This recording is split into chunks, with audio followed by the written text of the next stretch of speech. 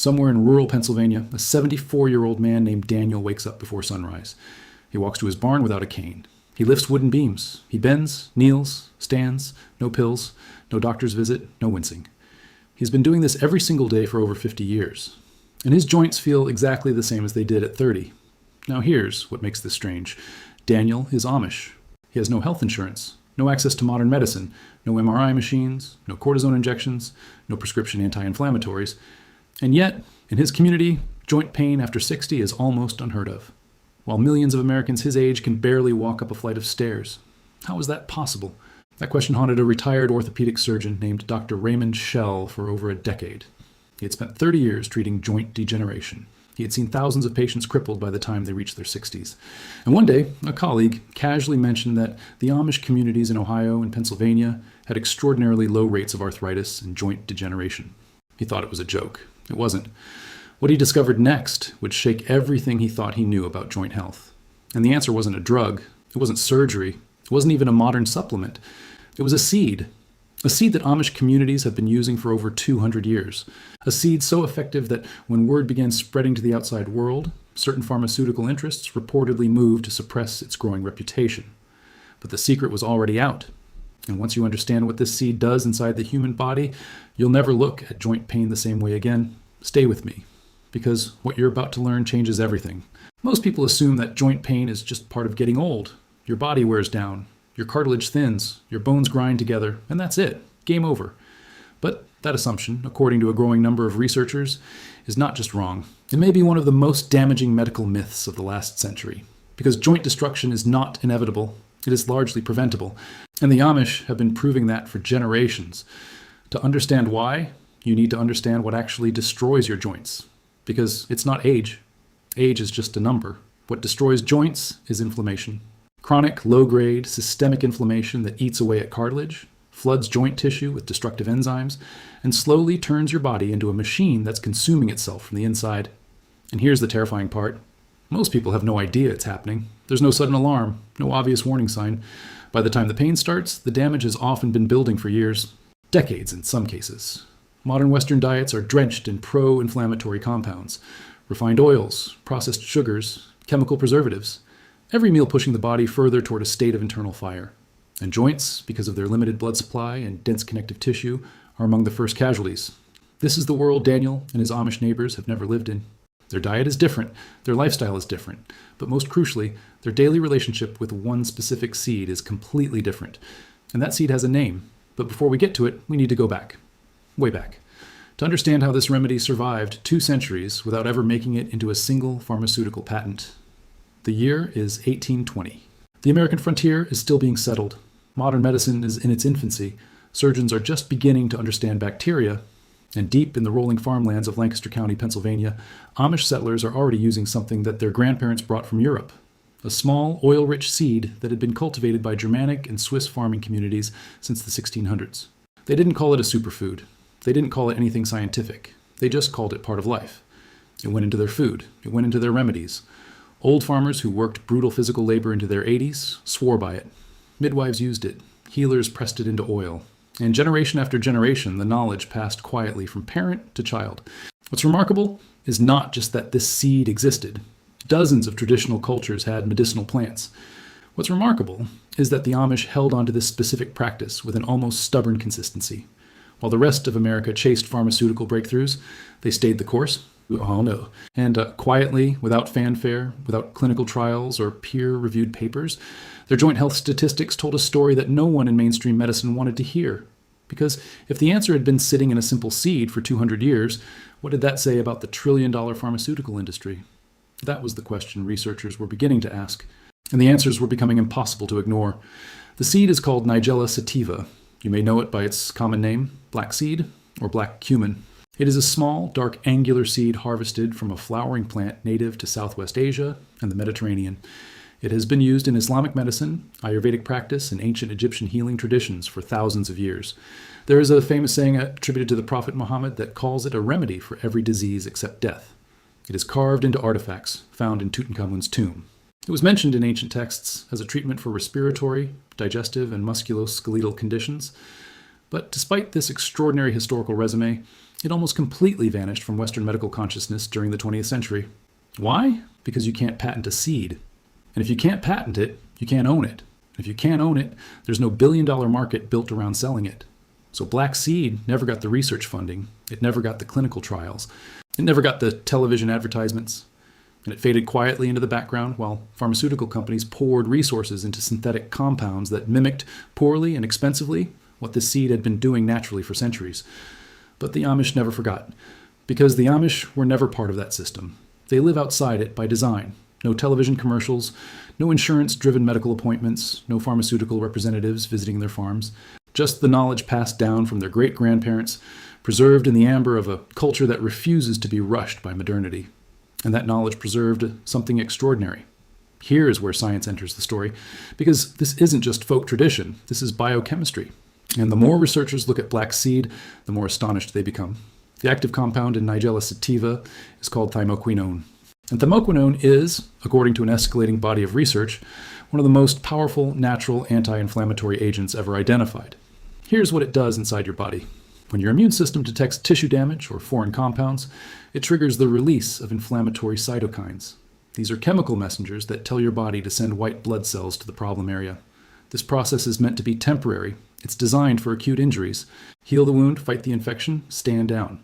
But in modern humans, this process never fully stands down, because the constant barrage of dietary and environmental triggers keeps the immune system in a low-level state of alarm. And those cytokines keep flowing and flowing.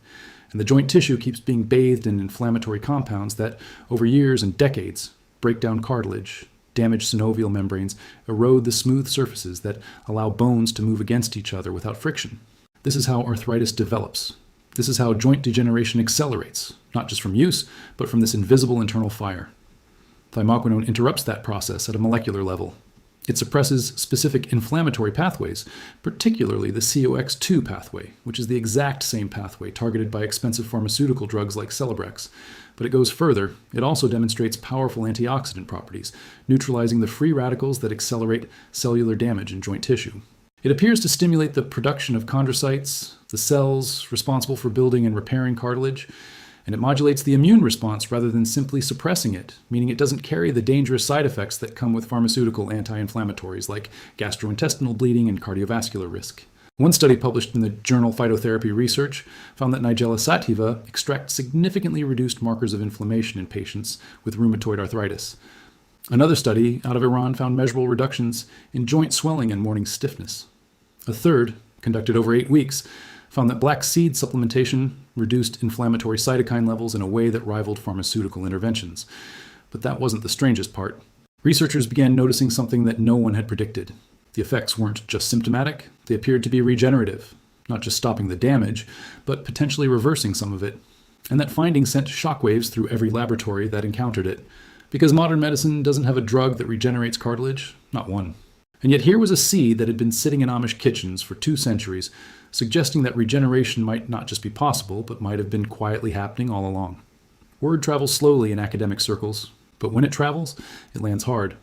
By the early 2000s, a small but passionate community of researchers had begun piecing together the case for black seed as a legitimate clinical tool. Dr. Hanan Hagar at the University of Sharjah published groundbreaking work on thymoquinone's anti-inflammatory mechanisms. Researchers at the National Cancer Institute had already flagged thymoquinone as a compound of interest for its effects on multiple biological pathways. And a handful of forward-thinking physicians in the United States began quietly recommending black seed oil to patients who had exhausted conventional options. The results they reported were not subtle. One physician in Arizona described a patient in her late 60s who had been told she would need bilateral knee replacements within 2 years. After 6 months of daily black seed oil supplementation combined with minor dietary changes, her follow-up imaging showed measurable improvement in joint space, which is the gap between bones that disappears as cartilage degrades. Her surgeon was, according to the physician's account, completely baffled. He had never seen joint space increase in a patient her age. It doesn't happen, he reportedly said. And yet, there it was on the scan. Another physician in Florida described a retired construction worker, 71 years old, who had chronic hip pain so severe he was using a walker. 3 months after starting black seed supplementation, he returned the walker. 6 months later, he was walking 3 miles a day. These are anecdotal reports, not controlled trials, but they kept coming, patient after patient. And the researchers paying attention began to wonder just how long this had been hiding in plain sight. But the real surprise was still coming. The controversy reached a strange peak around 2015 when several online retailers received warning letters discouraging them from making specific health claims about black seed oil. The letters didn't ban the product, but they created a chilling effect. Sellers began removing testimonials. They began hedging language. The vibrant conversation around black seed's potential started disappearing from mainstream health platforms. Then something shifted. Around 2018, independent researchers began publishing without institutional constraints. The data on black seed accumulated faster than it could be suppressed. A meta-analysis of 31 separate studies confirmed statistically significant anti-inflammatory effects across multiple biological markers. One researcher wrote with barely concealed frustration that if thymoquinone were a newly synthesized pharmaceutical compound, it would be hailed as a breakthrough. The fact that it comes from a seed means it gets classified as a supplement and largely left out of the conversation. But the conversation was happening now, across social media, across health forums, across communities of people who had been failed by conventional treatments. The story of black seed was catching fire. Patients who had been told they would need surgery were sharing their experiences.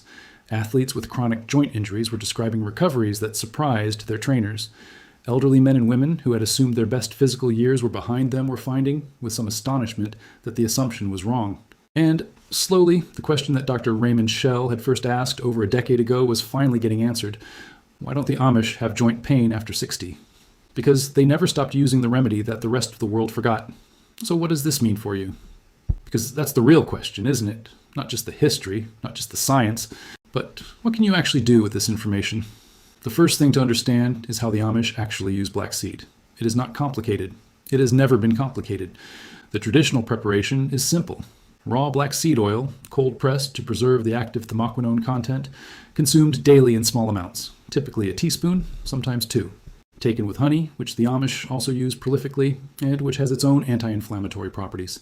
Sometimes mixed into warm water or herbal tea.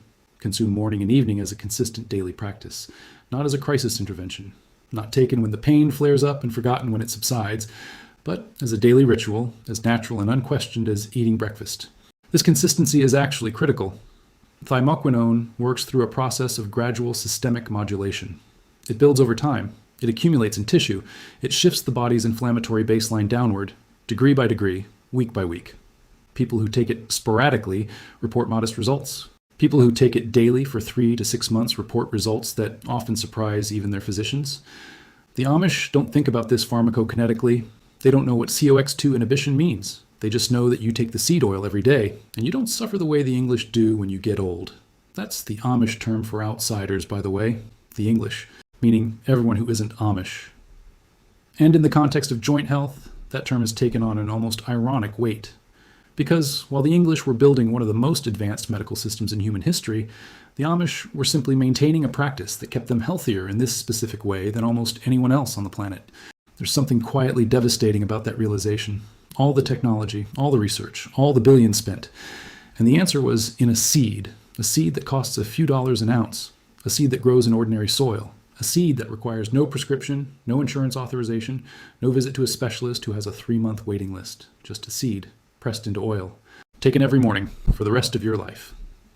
Now here's where the story becomes genuinely hopeful. Because in the last 5 years, something has changed dramatically. The independent research community has grown too large and too distributed to be marginalized. High-quality black seed oil has become widely available through reputable suppliers who test for thymoquinone content, the key marker of potency that distinguishes effective products from weak ones. Integrative medicine physicians are recommending it openly, citing the research, standing behind the evidence. And the patients, the ordinary people who found this remedy through a YouTube video or a health forum or an Amish farmer at a roadside stand, are reporting results that align almost perfectly with what the science predicts. The compound does what the research says it does. The Amish were right, and the world is finally catching up. There's a man in Lancaster County right now. Let's call him Eli. He's 82 years old. He woke up this morning before the sun and walked to his barn. He fed his horses. He carried feed bags that would challenge men half his age. He bent down to check a fence post, knelt without hesitation, stood back up without a sound. His knees are not perfect. Nothing about 82 is perfect, but they work. They have always worked. Because every morning of his life, as reliably as prayer, he has taken his black seed oil. His father took it. His grandfather took it. His great-grandfather brought the knowledge across an ocean from a village in Switzerland that doesn't exist anymore. The knowledge survived. It passed through generations like a living thing. And Eli doesn't think about any of this in terms of science or controversy or pharmaceutical suppression. He just knows that you take the seed oil. You take it every day. And you don't suffer. Outside his community, millions of people are suffering right now. They are waking up in pain. They are planning surgeries. They are buying bottles of anti-inflammatories that damage their stomach lining and cardiovascular system with long-term use. They are being told that their joints are simply worn out, that this is what aging looks like, that there is nothing to be done except manage the decline. And that answer, that hopeless, expensive, painful answer, is not the only one available. It has never been the only answer. There is a 200-year-old alternative that costs almost nothing. That has been validated by a growing mountain of independent research. That has been field tested across generations by communities who have no reason to lie and every reason to trust what works. The Amish didn't hide the secret. They just kept living it, while the rest of the world was looking elsewhere. And now you know. The question is what you do with that knowledge.